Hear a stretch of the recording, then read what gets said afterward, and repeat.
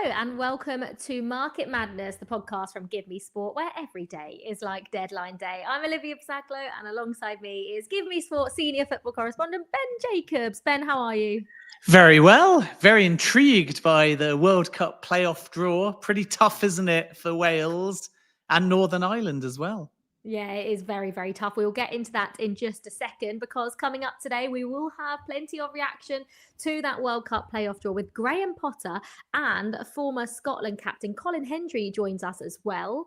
As Rob Edwards prepares to take charge of his first game as Wolves' new permanent head coach, we chat to our Midlands football expert Neil Moxley, and we go deep into the importance of psychology in football with former striker turned performance psychologist Paul McVeigh. Remember, we are live on Facebook, YouTube and X, and if you're listening back in the future, then do make sure you're following us on @GiveMeSport so you can see when the live shows are taking place and can get minute by minute news as it happens. For more information on any of the stories discussed today, you can head over to GiveMeSport's website and make sure you're following us across socials, where you can also get your questions and comments into us live on the show. Now, if you're new to Market Madness, we do this every week. If you're not new, you'll understand what I'm talking about. We like to put Ben on the spot with a question each week, and he has to answer it by the end of today's show. And that question for today is a January exit likely for Bournemouth's Antoine Semenyo? Bournemouth fans, I don't know if Bournemouth fans are going to like your answer. We'll have to wait and see. No, spoiler alert, they won't. I mean, it's not a linked club necessarily, but would you take him at Chelsea? Yes, in a heartbeat. I think he is the best left winger in the league right now. Maybe not overall, but right now, I think this the way he started the season. I think he's unbelievable. So if you want to hear the answer to that question, make sure you stick around until the end of the show. Right, let's get into it, shall we? This is Market Madness from GiveMeSport.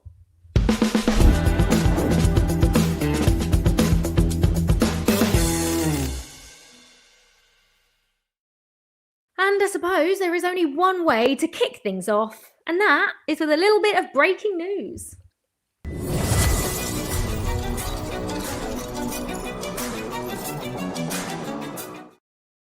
Yeah, let's start with Chelsea. I know you'll have some thoughts on this, Liv, and that's Philip Jorgensen. GMS reporter Fabrizio Romano ran a story a few days ago saying Philip Jorgensen is exploring his options specifically with the World Cup in mind. Denmark have to qualify first, of course. They've got those playoff semi-finals and maybe final. And Jorgensen isn't playing only 4 appearances this season because Robert Sanchez is not only the number 1, but he's playing in both the Premier League and the Champions League. Whereas last season, Jorgensen made 28 appearances and Chelsea had more of a UEFA Europa Conference League squad, and Jorgensen was between the sticks, and then Rob Sanchez still playing in the Premier League. So actually succeeding and being in the Champions League has meant less football for Jorgensen. And my information is, yes, Jorgensen is looking at a possible move, but Chelsea are not planning to sanction a loan. So either it would be a permanent exit, which is not a given either, because Enzo Maresca values Jorgensen and Chelsea think that he's still got big potential. But if someone went significantly above the £21 million that Chelsea paid Villarreal, it could be considered under the right circumstances. But those circumstances are basically Chelsea not leaving themselves thin as far as goalkeepers are concerned. There is one scenario where Mike Penders comes back from Strasbourg and maybe Jorgensen can push for a move. But naturally, Chelsea think it's good for Penders' development to be playing week in, week out in League On. So that's not a given either. And then there is another scenario where Chelsea simply find a goalkeeper mid-season, but of course there's not that many targets available. So the long and short of this is that, yes, Philip Jorgensen is looking for minutes, and Mads Hermansen, Kasper Schmeichel and Jorgensen are all kind of vying for the number 1 for Denmark if they make the World Cup. But Chelsea are not necessarily going to make things easy for Jorgensen. And at the moment, from Chelsea's perspective, a loan in January is being discounted. Ooh, I don't know how I feel about it. I mean, he very rarely plays for Chelsea, does he, now these days? And I think just does feel like Robert Sanchez has upped his game. And we're seeing way more, I don't know if stable's the right word, but just like positive performances from Robert Sanchez in goal. So it doesn't surprise me that Jorgensen's looking for a way out of Chelsea. I suppose we'll have to wait and see with that one. He, of course, wants to be playing at the World Cup, like you just said, Ben. But will his team qualify? Of course, there is great excitement ahead of it here at Market Madness, and we will be there for GiveMeSport at the draw, which is early next month. That's very, very exciting.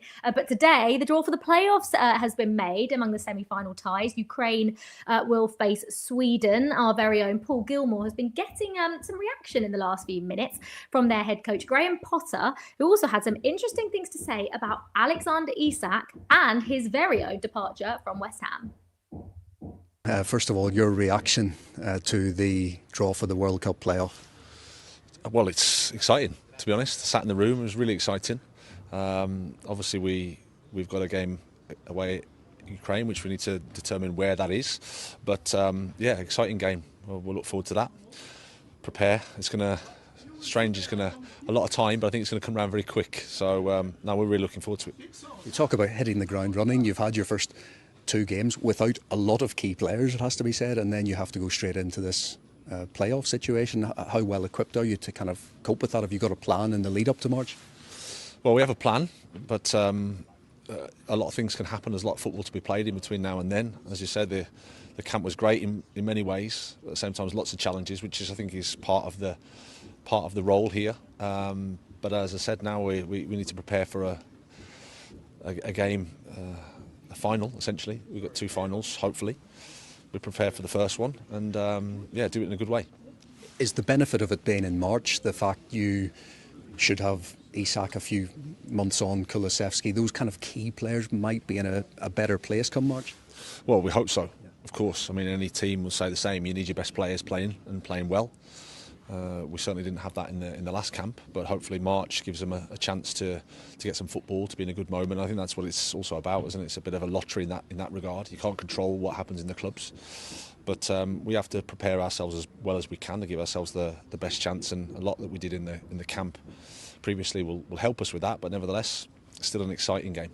I know Liverpool fans will be keen to know how far away do you think Isak is from kind of getting to that level that everyone knows he's capable of? Well, he just needs games. He's just had a stop-start to his Liverpool career, and that's probably affected him in the national team as well. So he needs games, but the quality is undoubtedly there, of course, and it's just a matter of time, I think. Yeah. And at the start of the season, you were preparing obviously for a Premier League campaign. You now find yourself in international football 2 games away from a World Cup. How do you reflect on that few months? Yeah, that's the exciting thing about life. You never know what's going to happen. One door closes, shall I say, and another one opens, and I'm really excited to be here, really excited to be with the Swedish national team, and really looking forward to the playoff. And from a West Ham perspective, how do you look back on that? And would you have done anything differently? How do you reflect, really? Well, it's just part of football, part of life. There's always things you can improve, of course there is.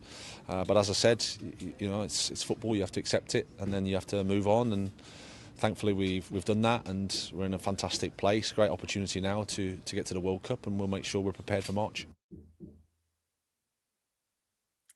Yes, that was Graham Potter talking there, reacting to the World Cup playoff draw. I'll just remind you of them. It's Italy, Northern Ireland, Poland, Albania, Slovakia, Kosovo, Czech Republic, Republic of Ireland, Wales versus Bosnia and Herzegovina, Ukraine versus Sweden, Turkey, Romania, and Denmark, North Macedonia. Just quickly, Ben, I know we have to move on, but Wales, they get a home tie against Bosnia, and if they win that, the prize of winning that is an away tie against Italy.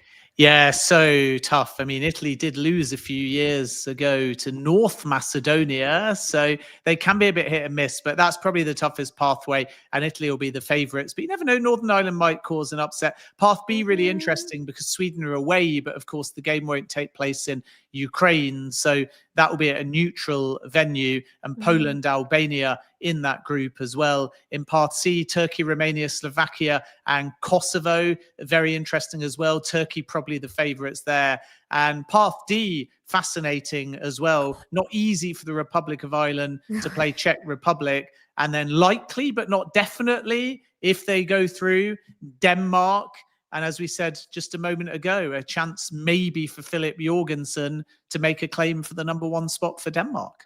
Yeah, absolutely. It was, I'm not a huge fan of international breaks, right? But I have to say, this one, it felt just like a little bit different because there was loads being decided. There were some huge moments. And I suppose a lot of the home nations were responsible for them. It was an incredible week of World Cup qualifiers. As if the Republic of Ireland's victory in Hungary wasn't dramatic enough, Scotland booked their ticket to next summer's tournament with 2 stoppage time goals as they came from behind to beat Denmark 4-2. It is the first time they've made it to the World Cup finals in 28 years. And the man there on your screen, Ben Jacobs, has been catching up with the last man to captain Scotland at the tournament, Colin Hendry, who is only just recovering from that mad night at Hampden Park. Typified probably our whole campaign to trying to qualify for the World Cup, that sort of game.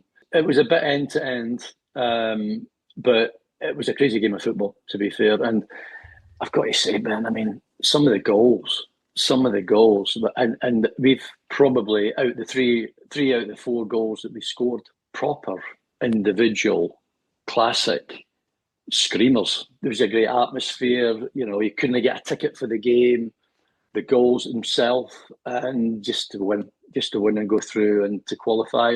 And for me, myself, finally, I can, and it's a good tag to lose, except it's always been with me for like 28 years virtually, that I was the last captain, the captain Scotland. We'll see how the draw goes for John McGinn to be the captain next year. We may end up in the first game of the World Cup as well. So who knows? I don't know how it works, but certainly for me, it's a great tag to give up. And as you say, those are arguably 3 of the best individual strikes in all of Scottish football history. Let's talk about Scott McTominay's overhead kick first. Yeah. That's just in keeping, isn't it, with a player that was rightly shortlisted for the Ballon d'Or? Yeah. When the cross came over, I'm looking at who's in the box and I'm thinking that's the one person you'd want in the box that's capable or more than capable of doing what he did.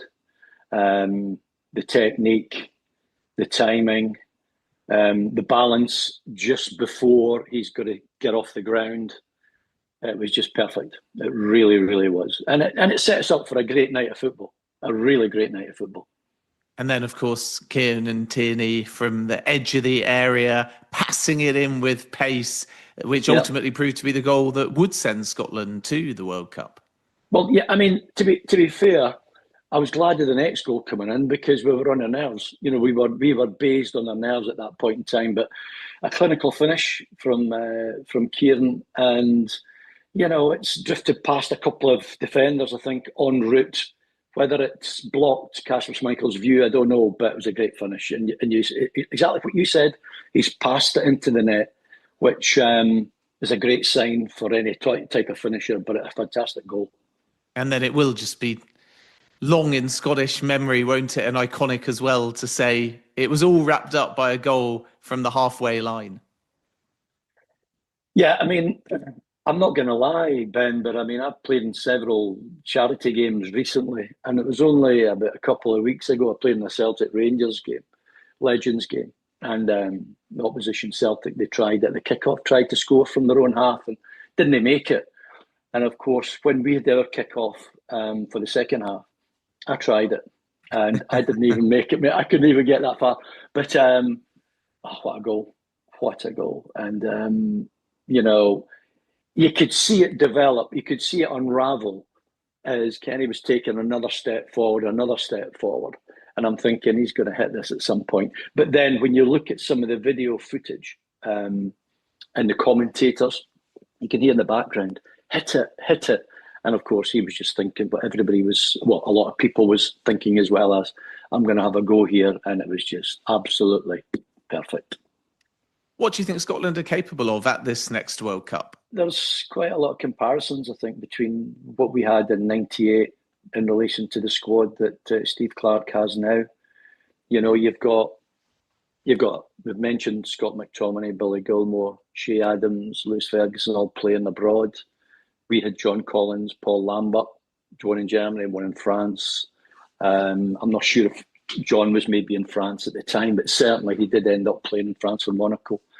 And, winning things as well. And then with a host of players who were at the top end of the Premiership in England, and the Rangers Celtic boys were in the latter stages of, well, not in the latter stages of the Champions League, but certainly getting past the initial stages. So there is comparisons. I wouldn't say maybe we've got a lot of Rangers Celtic players that are going to be in the Champions League, but certainly for the majority of the squad, I would say that there is great comparisons in relation to that. There is a bigger number of teams involved, of course, as well in the World Cup.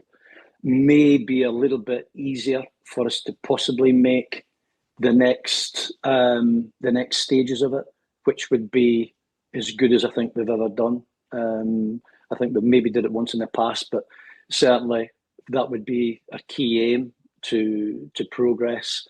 But in all honesty, Ben, 28 years since we've never been to the World Cup. It's great for all the supporters, the fans. I mean, I can't keep up with my mobile at the minute. The amount of messages coming through, I can't read everything. Which people send me messages on Instagram and Facebook, and it's just like, it's crazy. It really is crazy. But hey, we'll enjoy ourselves. We'll go there and have a great time. And you've got to stand firm with Steve Clarke as well in relation to he's in charge. He'll know what he's doing. I just hope we get a really nice draw. Some of the bigger countries to play against, just like we did back in '98 to play against the likes of the champions, Brazil. It'll be good. It'll be interesting. Yeah, you mentioned that Brazil game, and as we said at the start, you were captain at that tournament. Put into words what it was like to captain your country at a World Cup and to walk out for that opening game against Brazil. It's really quite difficult to try and explain, even to this day. I get asked a lot publicly about it, and it's the pinnacle of my career, and without doubt the greatest honour I've ever had in anything in life at all, is to captain your country, but of course in the opening game of the World Cup. And I know things have got to fall into place for that to happen. But it was surreal, to be fair. It was something that you can't really try and imagine. And then when it does happen, you just pinch yourself and you go, you know what? Did that actually really happen? And it was such a great honour. It really, really was. And I mean, to be fair, probably on the game itself was a proper hard luck story because we did push them. We gave them a game. Yeah, and the whole group felt like one of fine margins, even though you weren't able to qualify. There was the hard-fought point against Norway. I suppose Morocco was probably the most disappointing of the three games from Scotland's perspective. Yeah, I mean, we'd gone into the game against Norway after being defeated, thinking, you know what, we've really got to win this game. If we get beat, we're going home. If we get beat, we're going home. So we managed to, and probably should have beaten Norway. I think when we look back, and of course Norway did go on and beat Brazil in the final game, but it was disappointing for us that we didn't beat Norway, because that was an opportunity for us in a proper European game, which we're a bit more accustomed to, apart from playing an African team or a South American team sort of thing. So it was difficult that we didn't take the 3 points in the game against Norway. I blame Craig Burley for the Morocco game for getting his hair dyed in relation to the same as the Romanians. I think the whole Romanian team got their hair dyed prior to some of the games they played. But no, Butler was a focal part of the team. He got sent off in the game against Morocco, made it a wee bit harder for us. But it was a disaster on the night, the Morocco game. You didn't need to dye your hair, though, because it was already that colour, wasn't it? Well, yeah. And unfortunately, these days, I don't even have that much hair, to be fair. But it was a bit of a gimmick, I think. I think the Romanians had done it as a bit of a bet, I think. What kind of captain were you in the dressing room with those players? Because at a World Cup, not much motivation is needed. So how did you approach the responsibility behind closed doors, either at training or in the dressing room with the playing group? Well, I was obviously quite fortunate because Gary McAllister, who was the captain of Scotland at the time, he'd got himself injured, a bad long-term injury, several months earlier. And I realised that I was going to be the captain, keep my fitness up as well as on the day. But I was just the same captain as I would have been for any game. You've got to have a responsibility about yourself. Decision making on the pitch would come naturally for me, as well as game management was a big part of that, as well as, especially when I'm actually facing the game instead of having my back to the game. So there's an argument there for a lot of coaches, a lot of managers would love their defenders to be their captain, so they're actually facing the game as they're moving forward. But no, it was very little was needed from me, to be fair, because you're working with and playing with a team full of seasoned professional footballers who have played at the highest level and have achieved certain things in the game. So therefore, the less needed from a captain's point of view, I would have said. And what kind of captain do you think John McGinn is or will be by summer 2026?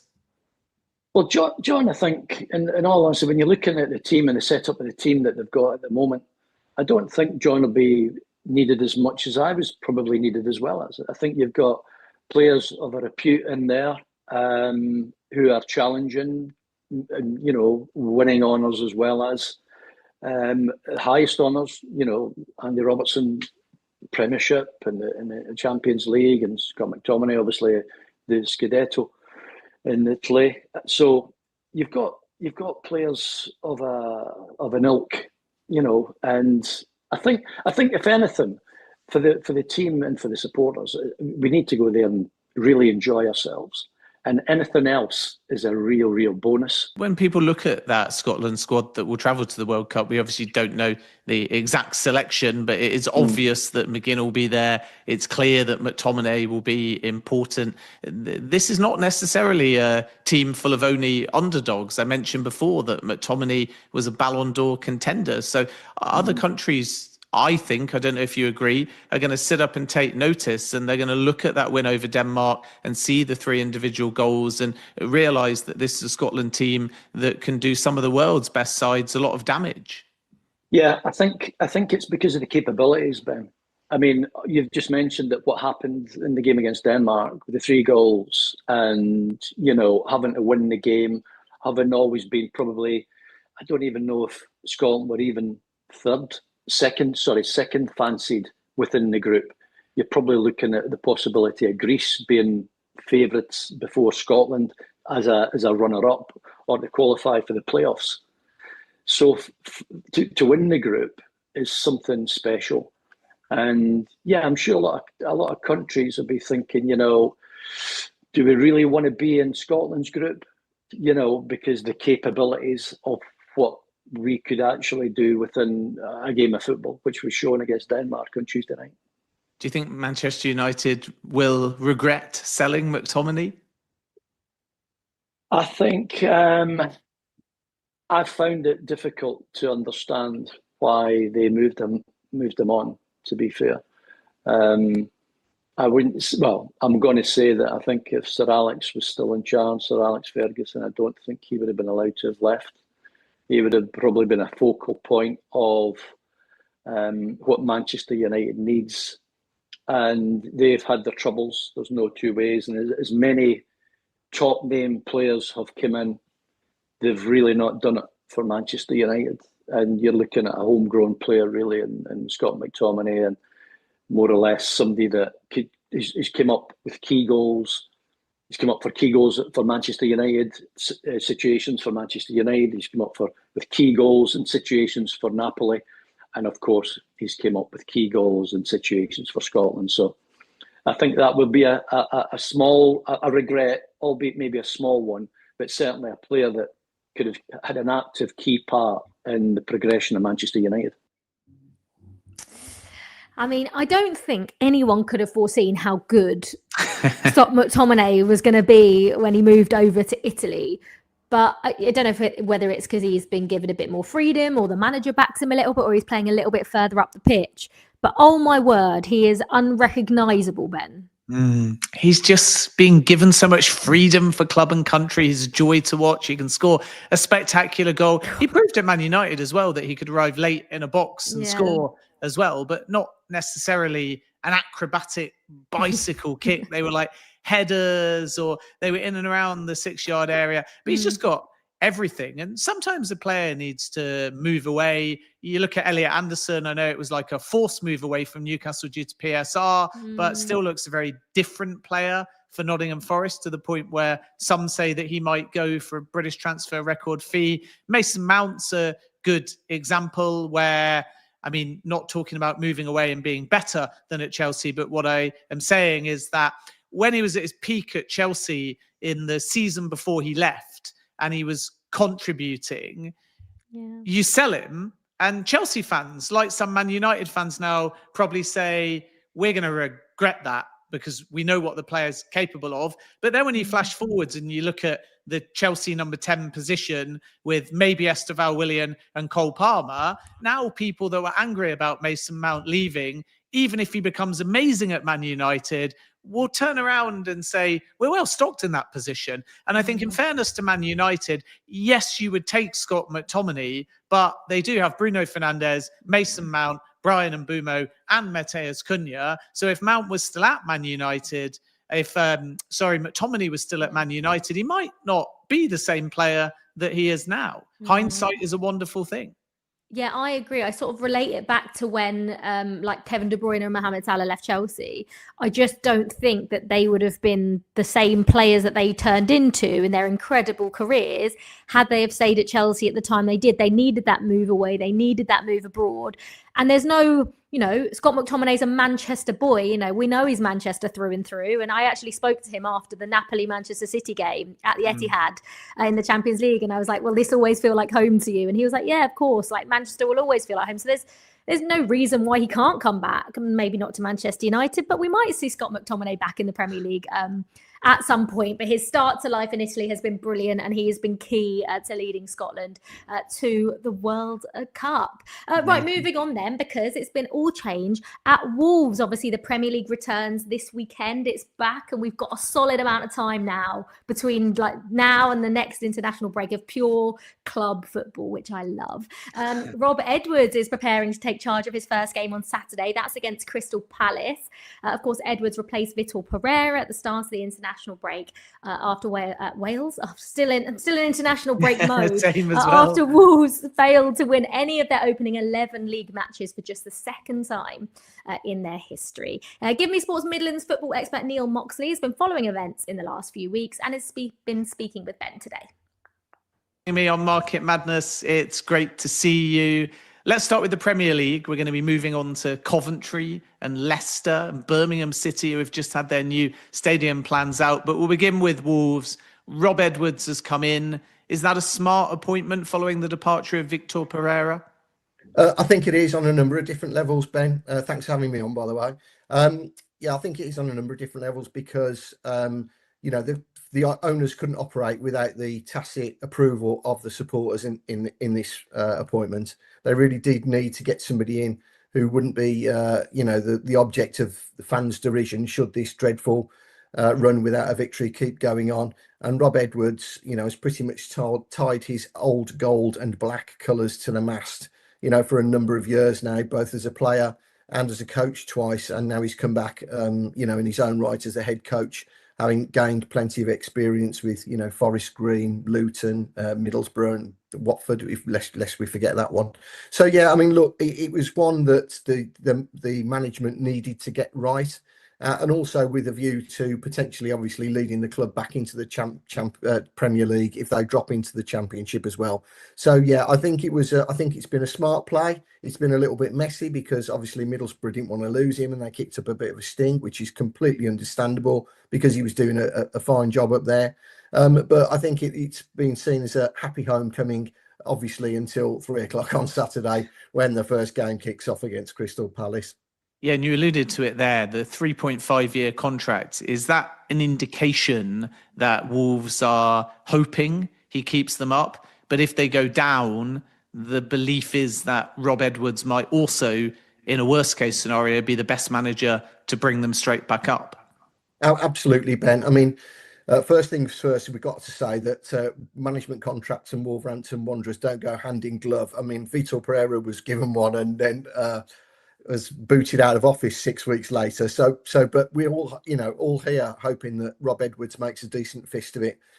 In terms of getting them back up, obviously got extensive experience with, particularly with Luton at the top end of the Championship, and also was making a decent fist of it on, in the Northeast. So I think the appointment's been made very much with a view to the fact that, I mean, we have to say, that was pretty much evidenced by the fact that Jeff Shee, the executive chairman of Wolves, came out and sort of said, in his quotes when Edwards was appointed, that the club needed a reboot, it needed a refresh. And I think very much so. I think he'll be given as much time as he possibly can, even if Wolves do go down, to fashion a team that he wants and one that's capable of making a decent tilt at returning to the Premier League as quickly as possible. And some suitors may be kind of rubbing their hands with the summer in mind, thinking if Wolves go down, there's deals to be had for Jorgen Strand Larsen and João Gomez, and that may be true. But what about in January? Logically, if Wolves have got any chance of staying up, you need your best players. But could there be a possibility that somebody comes in for João Gomez or Jorgen Strand Larsen mid-season, given Wolves' position? And do you sense offers for either of those two would be entertained? Well, potentially. I think what's happened with Jorgen Strand Larsen in particular would be similar to the Matheus Cunha situation. There was rumblings last year that he was going to be an object of desire from several suitors in the Premier League and further afield. So Wolves basically calmed him down, sat him down, gave him a new contract, which had got a trigger in it of 62.8 million or whatever it was that Manchester United ended up paying. And when obviously the season was over, that kept him focused until the end of the season. And then when that end of the season came around, Manchester United triggered it, and obviously off he went to Old Trafford. Similar has happened with Jorgen Strand Larsen. I mean, obviously Newcastle's interest was late in the window. Wolves were able to back that off, and to placate the player and make sure that he was fully focused on the job in hand, he signed similarly signed a lengthy contract. And I presume, obviously I don't know because some of these details are contractual, that similar will be in play. Should there be a trigger in there that a set figure that triggers it, then obviously there's nothing the club can do and he'll be off. They'll be suitably recompensed, of course. Will it be ideal? No. But if that's the price you had to pay to keep the player happy, then obviously, you'll have to deal with that situation as it arises in January. Similarly with João Gomez, he was another one who signed a long-term deal, Ben, back in, I think it was last season sometime. I think he signed a 5.5-year deal. So he's got plenty of time to run on that contract. Again, I would imagine that there is a trigger in there, and if people come along with big offers, then Wolves have got a decision to make, or decisions to make over the recruitment. But I don't think they'll be actively looking to sell either in the January window. But I wouldn't be surprised if the situation changed in the summer. So Wolves hoping to stay in the Premier League. If we drop into the Championship, Coventry on course for promotion. Feels like a big week for them. They've got a nice little cushion at the top of the table, home to West Brom, a few days later, away at second place Middlesbrough. This is going to be a big test, isn't it, of Frank Lampard's side and their credentials to potentially not just go up, but maybe even win the Championship. Yeah. I mean, look, it's everybody at Coventry City has been struck with a degree of fatalism because of the events of the last two decades. They really don't want to hurt themselves and think that this could be their season. But the facts are that we're nearly a third of the way through the season, and they're sitting pretty at the top of the Championship. The one thing I would say about Frank Lampard and his squad, if he can get his best 11 on the field, and if he could guarantee that between now and the end of the season, then I think there's a fair chance that Coventry will maintain this position. I think that what's going to be key for them is keeping their best players fit. And if they are, then, you would think that with Frank Lampard's experience, he's quite, you'd have seen him, Ben, you'd have dealt with him. He's a very level-headed sort of guy. He's been there, done it, worn the T-shirt, both as a player and has significant experience at management now. So, he's a very level-headed guy. He won't allow people to start getting, running away with themselves. And obviously, they've got a very tough game against West Brom. It's not a particularly, they have had success against the Baggies before, but in general, the Baggies have sort of had the Indian sign over Coventry a little bit. And they've got that mouth-watering trip to the northeast in midweek next week. So it's set fair for Coventry, and I think they've got at the moment they've got a pretty clean bill of health. So Lampard will be looking forward to the upcoming rush of fixtures with a good degree of pretty well, to be honest with you. It's not looking as promising for Leicester City, albeit they are only 4 points off the playoffs, but with just 5 wins from their 15 games, stuck 12th at the moment in the table, and off the field, a potential points deduction on the horizon. What's the sort of timeline, to your knowledge, for when we might find out whether Leicester are going to be docked points this season? Yeah, well, there will have been plenty of legal arguments flying backwards and forwards between the various parties. There has been over the last couple of years. I think the timing of it has been pretty carefully calculated, if the truth be told. I don't think that Leicester would have wanted any points deductions to have taken place at the end of the season, robbing them potentially of a playoff spot. And nor do I think they would have wanted them at the start of the season. So I genuinely think that matters needed to come to a head sooner rather than later, Ben. And looking at it from the outside, if they have erred, then let's get it heard, let's get it sorted, and let's draw a line under the situation and allow Leicester City to move on, because no club likes to have these things hanging over them, and it's been hanging over Leicester City for way too long. And then Birmingham City, kind of where Leicester are at, on the cusp of the playoff, but mid-table. They lost to Middlesbrough before the international break, but before that, 2 good 4-0 wins over Portsmouth and Millwall. And now today, actually, only in the last hour or so, brand new stadium plans have been unveiled. And for many Birmingham fans, this is exciting because I suppose a few months ago for some, but certainly a few years back, the idea that they would get a new stadium looked pretty far away, didn't it? And now it's a reality. I think Birmingham fans are pinching themselves at the moment. They are living the dream. Knighthead Capital have come in, seized an opportunity to purchase the football club. What came with the club was a sort of tacit understanding that they would be able to purchase or acquire some land to the east of the city that used to be an old go-karting track. And since then, they've effectively been buying up parcels of land in order to develop a sports quarter to the immediate east of the city that stretches out from the city centre all the way to what's going to be a new sports quarter. If anybody's been to the Etihad and seen what's happened to Manchester City and Sports City up there, I think it's going to be very similar. There's going to be new tram lines, new train stations, a 62,000 seater stadium that can obviously host major international matches, and also it was designed to be 62,000 because NFL requirements are that matches are played in front of 60,000 spectators or more. So there's one clear eye on the NFL market as well. So look, it's going to be absolutely transformative for this part of this Birmingham, Ben, and every single Birmingham City fan out there has been looking forward to this day ever since the Knighthead announced plans back in April 2024 that they were going to do this. So today has been sort of like 19 months worth of consultation. Like I say, practically buying up bits and pieces of land, getting the appropriate planning, sorting the architects out, dialogue with the consultants. The list is endless, but today is the day. And it's going to be a fantastic new chapter, and one really that I think most Birmingham City fans, if they're being honest with themselves, didn't actually ever think would happen.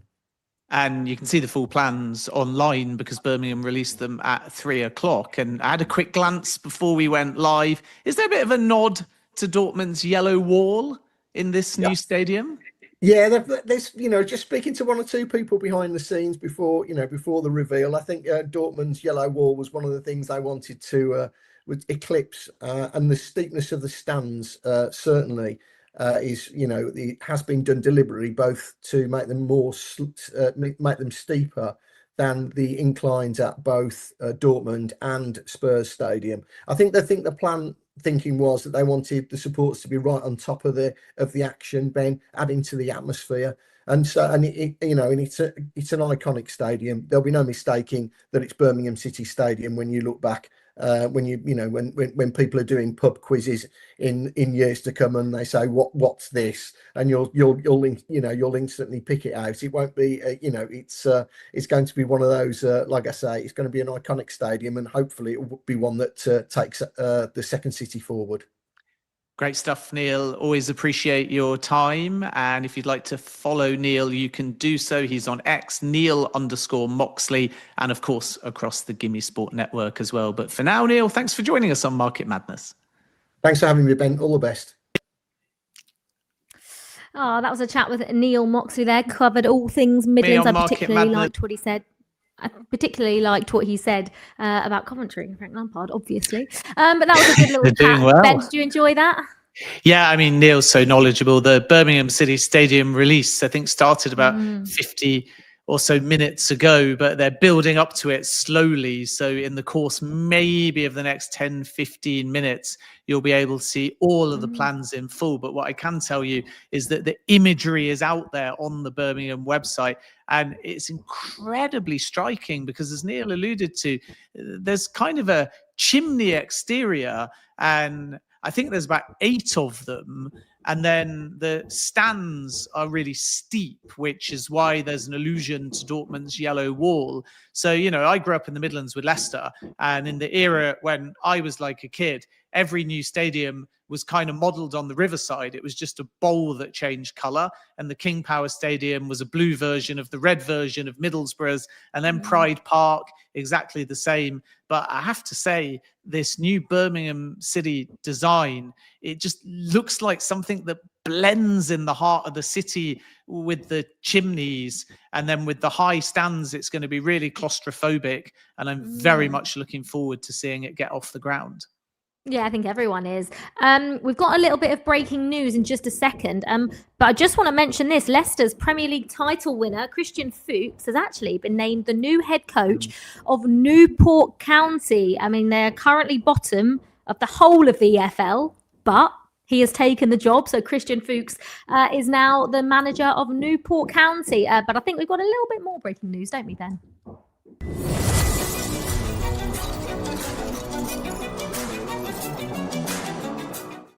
Yeah, and Fuchs, by the way, who did say he wanted to be a sporting director, is now a manager, and he leaves Charlotte FC, and Dean Smith is the manager there. But yeah, my breaking bit of news is topical, and it relates to Troy Parrott, who was Ireland's hat-trick hero in that astonishing injury time win over Hungary, and also scored both goals in the 2-0 victory over Portugal. And as you can imagine, he's starting to become in demand. Now, he's at AZ at the moment, and he's basically scored 30-odd goals in 60 games across 2 seasons. And this season for club and country, he has 18 goals in all competitions. And this is a player, let's not forget, that left Tottenham Hotspur without really a look in the first team over about 5 years. He played 4 times. He scored no goals. He went on loan to several clubs, and he needed to leave Tottenham to really make a breakthrough. And now he's done that, and he has these 18 goals for club and country and 20 last season for AZ. Of course, there is Premier League interest. Now, I'm told that AZ are really relaxed about the situation for January. And from Parrott's point of view, he's focused only on trying to play regularly and trying to get Ireland to the World Cup. If he does that, he'll put himself in the shop window. Teams that are discussing him and scouting him and so on. Leeds United, very interesting team to watch. In the end, they went for Dominic Calvert-Lewin over the summer, but sources have told me that Leeds considered making a bid to AZ over the summer for Parrott for about 15 million euros. Now his price is over double that. So nobody's going to get Troy Parrott for 15 million euros or anywhere close. But Leeds United might be one to watch. Then Fulham and West Ham, 2 other clubs that have discussed Troy Parrott. And I think Fulham may be the more likely of the two to make a move. Rodrigo Muniz is injured. Marco Silva's going to be backed in January. But again, it may not be until the summer that both Parrott and AZ decide a sale is possible. And then a lot of people asking me about Tottenham Hotspur as well. Return to Spurs is unlikely. It's kind of ruled out by all parties. And there's no buyback clause as far as Tottenham are concerned, but they do have a sell-on of 20%. So if Troy Parrott, because of his form, ends up being sold for 35 million euros or more, and I think that's the kind of ballpark that AZ feel is fair at this stage, having signed the player for only 8 million euros. And if it is that high, then Tottenham stand to make a tidy profit as well. So January is tough, but don't be surprised if Troy Parrott is on the move in the summer, and a return to the Premier League is a very realistic possibility. Oh, yeah, one to keep an eye out. I mean, as weeks go, I'm not sure Troy Parrott will have many better in his life, scoring 2 against Portugal and then scoring a hat-trick. Just absolutely ridiculous. We've got to move on, though. Because how much is elite football down to what goes on between the ears as well as what happens on the pitch? Now, Paul McVeigh was a striker for the likes of Spurs, Norwich, Luton and Northern Ireland before switching careers when he retired, becoming one of the first footballers to qualify as a sports psychologist. He works with clubs in the Premier League and several high-profile players, as well as delivering keynote speeches to businesses worldwide. His new book, The Psychology of Leadership, is out very soon, and he caught up with GiveMeSport's Paul Gilmore to explain just how his role has developed in football. I stopped playing probably 15 years ago. It was to do with the fact that it was very much a carrot and stick of do it like this, and probably almost a bit, you would say it was kind of one of my former managers was George Graham, and I'm sure most people can understand that George Graham was very disciplined, very, there wasn't a lot of leeway or tolerance. It was do it like his way or you're out.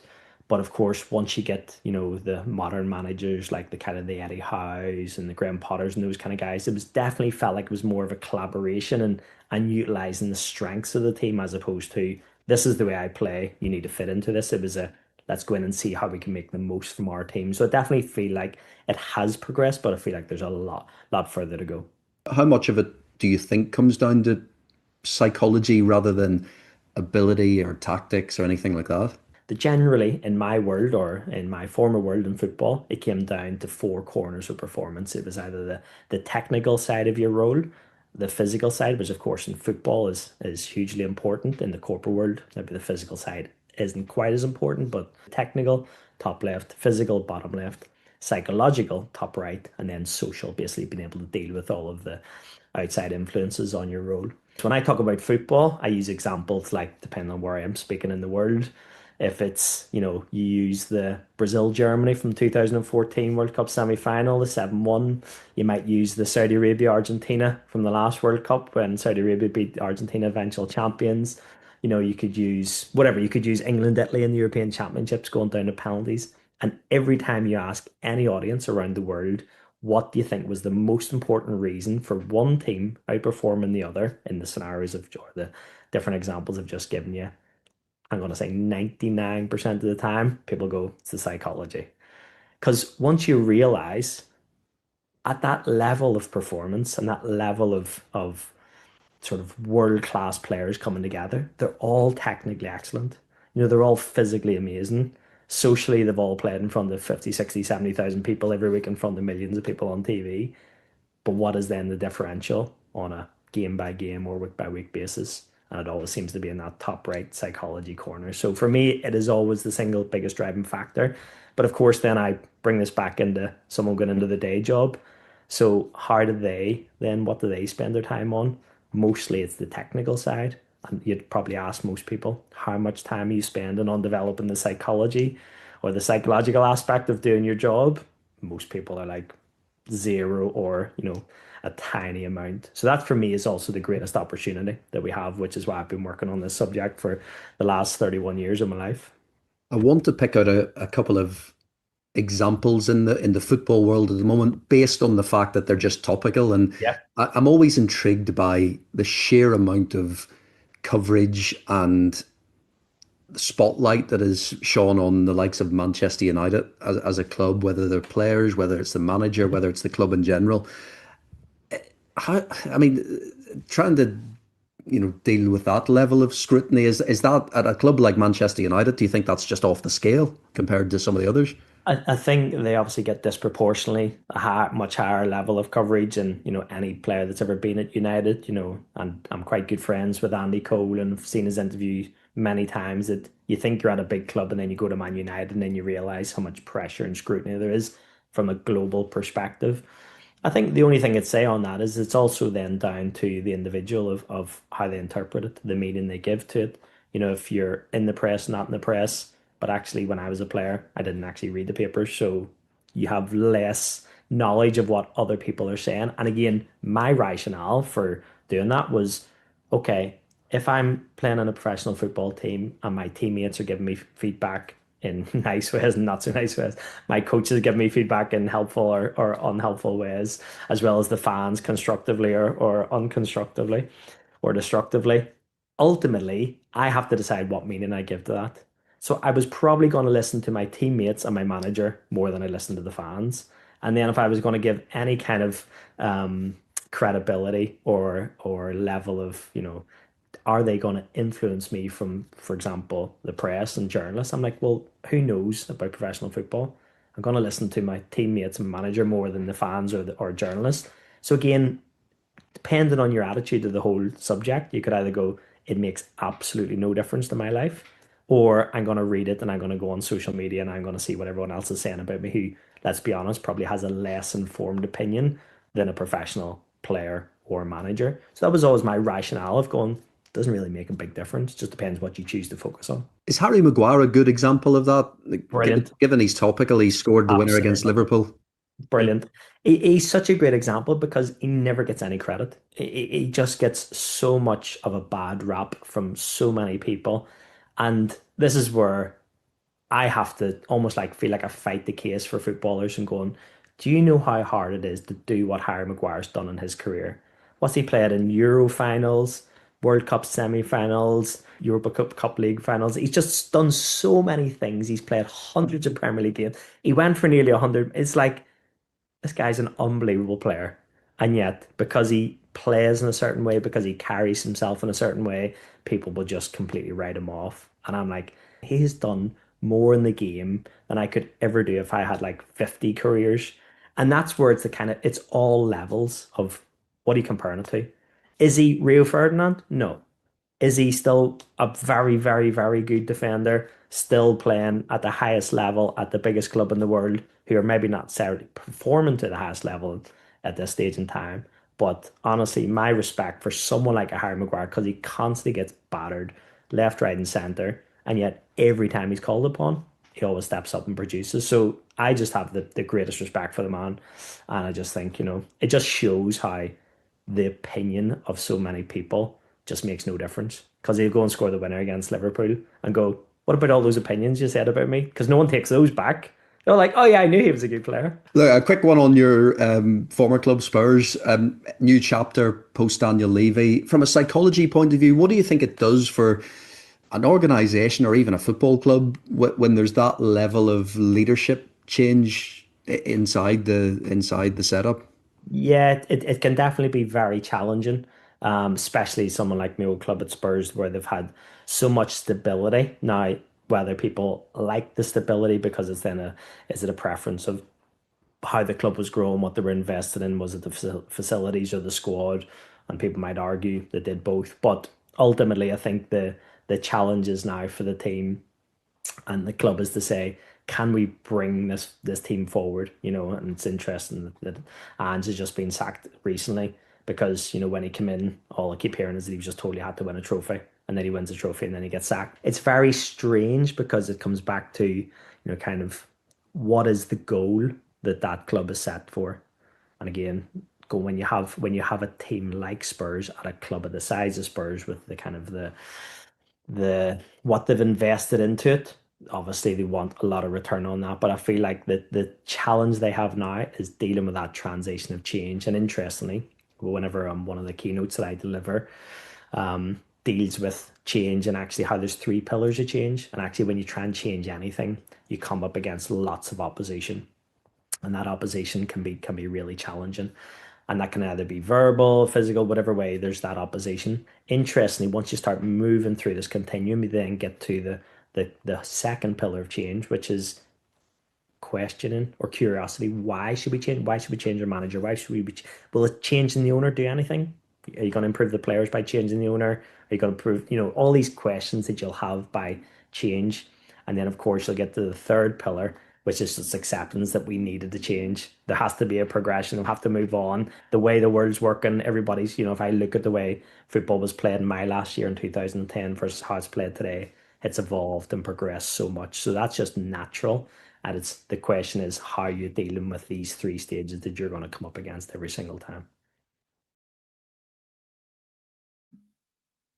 Oh, Olivia, you're muted. We were so close to a perfect show. I do this every time. I put myself on mute just because, I'm in the background in case I'm making noise or something, and I always forget to turn it back on. Anyway, that was Paul McVeigh talking about sort of life after football and about working in psychology. Right, this show's gone so quickly. So at the beginning, it has flown by. It always does. Time flies when you're having fun, Ben. At the start of the show, we posed the question to Ben. Like we do every week on Market Madness, every episode we do this, we give Ben an answer at the start. He has to answer it at the end. The question was, is a January exit likely for Bournemouth's Antoine Semenyo? He gave you a little hint and said, Bournemouth fans, you're not going to like it. So Ben, what is the answer? Yeah, Bournemouth fans won't like it because Semenyo's future is kind of out of Bournemouth's control because there's 2 release clauses, one in January, 60 million plus 5 million in add-ons, and then a slightly diminished number in the summer, but still believed to be in excess of £50 million. And this was something Semenyo stipulated when he signed a new Bournemouth deal over the summer to ensure that he has options both mid-season and in the summer. And interestingly, because Ghana are not in AFCON, Semenyo's the kind of player that could move mid-season and be very useful to teams, particularly those that maybe are going to lose some stars to AFCON. The only thing really in Bournemouth's favour is that the January release clause is only eligible in, roughly speaking, the first half of the window. And that's to give Bournemouth time, if Semenyo does depart, to sign a replacement. But if the stars kind of align, the right price at 65 for suitors that have need mid-season, and Semenyo wants to leave, then there's pretty much nothing Bournemouth can do. And there is an acceptance, given his form within Bournemouth, that there may be mid-season suitors, even though the price will be less during the summer. So where might his next destination be? Well, the long and short of it is that it will be a surprise if Semenyo leaves the Premier League. Manchester United and Tottenham were the 2 clubs that explored a deal over the summer. Now, you would say Man United are relatively well stocked with versatile attackers, but I'm still told that they would like a winger. And the beauty of Semenyo is that he could be used as a wing back as well, although let's see whether the player likes that pitch of playing outside of his current favoured position. But Manchester United might be there, whether January or the summer. And then Liverpool are seen as a very viable destination as well, even though, again, they had a big spend. From a PSR point of view, they could still make it work financially mid-season. And of course, in the summer, you'd be heading towards a new financial year. So I think Liverpool are another suitor. Arsenal might be a bit of a dark horse as well. And a Tottenham return along with Manchester United can't be discounted. So those are the 4 most likely destinations at the moment. And obviously, if this is going to happen, we'll see it pretty early in the January window. Otherwise, the clause will go. But then it still gets really interesting, because if that 60 plus 5 number expires midway through the month, given it diminishes in the summer, you may see suitors in January still trying to get ahead of the market that say, okay, we don't want to do the outlay, or we don't want to do a deal at 65 mid-season, but we're prepared to offer you a pre-agreement at maybe 60, higher than the summer release clause, to try and get ahead of the market. So we're not dealing with 2 options here only January or summer, there is a third option by which a suitor might try and get ahead of the market, pacify Bournemouth and say you can keep him until the end of the season, settle the future of Semenya mid-season, but not sign him until the summer at a lower number than the January release clause and a higher number than the summer release clause. And that is the third possibility in all of this as well. But the bullet points are basically it's out of Bournemouth's control, Semenya's in demand, and Premier League is his most likely destination. Yeah, I mean, I'm looking at those options you've given, and I personally think Arsenal and Spurs. I mean, Spurs' attack, it just isn't quite there. Arsenal's left side is probably the weakest of them all in terms of their attack as well. So, I mean, it's scary. Whoever gets Antoine Semenyo, I think, is an unbelievable deal, whether that is in January or in the summer. So that is Ben's question. Ben, you're so good. You never fail to answer. I wonder if one day we're ever going to get Ben and he actually fails to answer. Yeah. Remember as well with Semenyo, just to briefly add, he can play both sides. So he's played a lot of time on the right, can switch over to the left as well. It means if you're Liverpool, you might be thinking a Mo Salah succession plan. If you're Arsenal, you've got Eze and Madueke, you can move to the left. But you're right in what you say that one of Trossard or Martinelli could go. And still, if Eze is treated as a 10, Arsenal might be looking for a starting left winger. But that's the beauty of Semenyo. You can play left wing back, left wing, or right wing, where he's playing a lot of football for Bournemouth. And this is why there's such a high volume of suitors. Yeah, you can also play through the middle as well. So you can play as an out-and-out number 9 if you need him to. Very, very versatile. Just before we go, Ben, we have got a big interview for the next show. And when I say it's big, it is big. He is a world champion in every sense of the word, both club and country.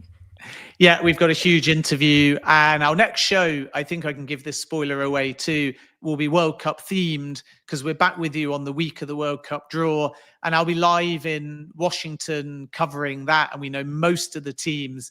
And in the build up to that, and we might even sneak a few teasers to you next week as well, I can announce that we secured a 1-hour interview with World Cup winner Enzo Fernandez at your very own Chelsea. And I won't give too much away, but he gave fascinating insight into winning the World Cup with Messi and actually speaking about how playing now for Messi, it's kind of the same 4 years ago, because 4 years ago it was win the World Cup for Messi, but now it's maybe Messi's farewell, certainly at a World Cup. So it's that same mentality. And then, of course, he went into Chelsea and the dramatic move from Benfica, shouldering the pressure of the price tag, speaking about playing with Moises Caicedo, and he had a hand in that transfer as well. So I'm not going to give you too many spoilers away, but it's a 1-hour chat with Enzo Fernandez. We'll be releasing a shortcut on this podcast in the week starting the 1st of December. And of course, the full interview will be available on YouTube